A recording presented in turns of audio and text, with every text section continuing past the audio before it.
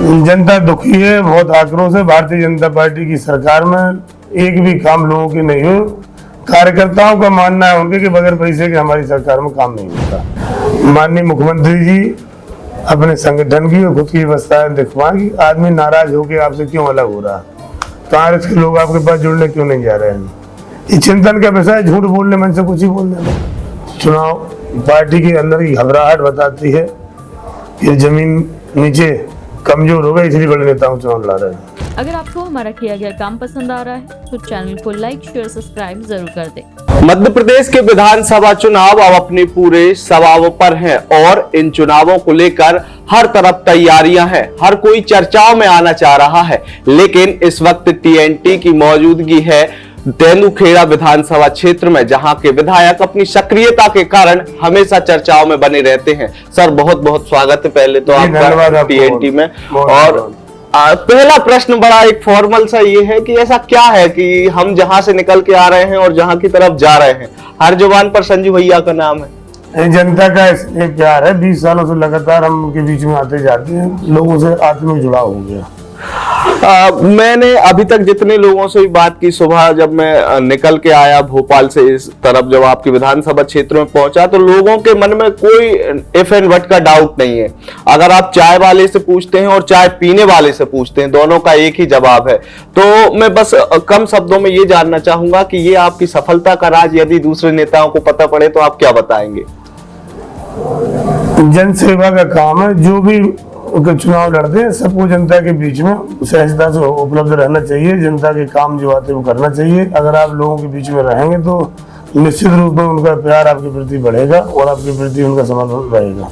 हाँ सर, एक और सवाल की लगातार आप इस विधानसभा क्षेत्र से विधायक रहे हैं, अभी तक तमाम मुद्दों पर आपने काम किया है। जैसे मैंने जब कुछ लोगों से जानकारी ली तो पता पड़ा स्कूल के लिए आपने जमीन दान दी है, मंदिर के लिए जमीन दान दी है। इन सब के अलावा इस बार का विधानसभा चुनाव आप किस तरीके से अलग देखते हैं और किन मुद्दों को लेकर जनता के बीच में जा रहे हैं? जनता दुखी है, बहुत आक्रोश है। भारतीय जनता पार्टी की सरकार में एक भी काम लोगों के नहीं हो। कार्यकर्ताओं का मानना है उनके कि बगैर पैसे के हमारी सरकार में काम नहीं होता। जिस दल का कार्यकर्ता दुखी हो जाता है फिर दल का निश्चित ही डाउनफॉल चालू हो जाता है। भारतीय जनता पार्टी में जो पहले की स्थिति आज की बहुत अंतर है। कार्यकर्ता दुखी है, निश्चित ही बदलाव के लिए भारतीय जनता पार्टी के लोग भी चाह रहे हैं कि सरकार बदलना चाहिए। कार्यकर्ताओं के दुखी होने की बात कही है, वर्ष 2018 में आप भी दुखी हुए थे, इसीलिए कांग्रेस में आ गए थे। अब आप जिस दल को छोड़ के आए हैं उसी दल के जो नेता हैं वो आपके विधानसभा क्षेत्र में आते हैं और आपके ऊपर आरोप लगते हैं। हाल ही में प्रदेश के मुखिया शिवराज सिंह चौहान भी आए थे और उन्होंने कुछ ऐसी बातें कही थी। जब हम जनता के बीच में पहुंचे, जनता से हमें ऐसी बात निकल कर आई। तो अब आप क्या कहना चाहेंगे अपने जो विपक्षी दल है? विपक्षी दल के पास अब कुछ बचा नहीं है। गाड़ावाड़ा में गौतम पटेल ने अभी 1000 कार्यकर्ताओं के साथ पार्टी छोड़ दी। उनके पिता ही 2 बार हमारे साथ विधायक थे, जिला अध्यक्ष थे पार्टी के। पिछली बार गौतम प्रत्याशी थे वहां से।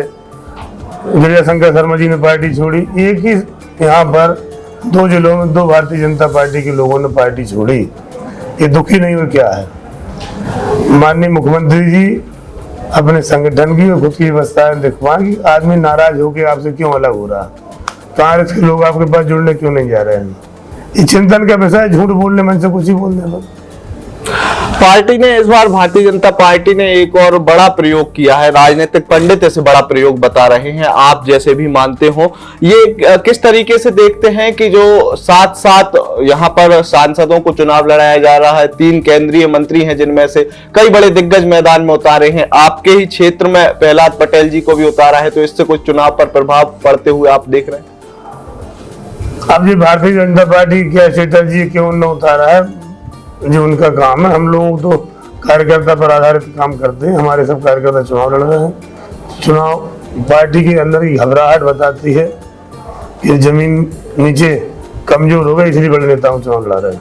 बिल्कुल जमीन कमजोर हो चुकी। बस एक आखिर सवाल कि अब तक आपने कई सारे काम किए हैं, लेकिन अभी भी आपको क्या लगता है कि मुझे ये काम कराने हैं और मैं तेंदुखेड़ा क्षेत्र को इस ऊंचाई तक लेके जाना चाहता हूं, तो उन मुद्दों को, कौन से वो मुद्दे होंगे, आप हमारे चैनल के माध्यम से आप अपने दर्शकों को, अपने क्षेत्र के लोगों को बता सकते हैं?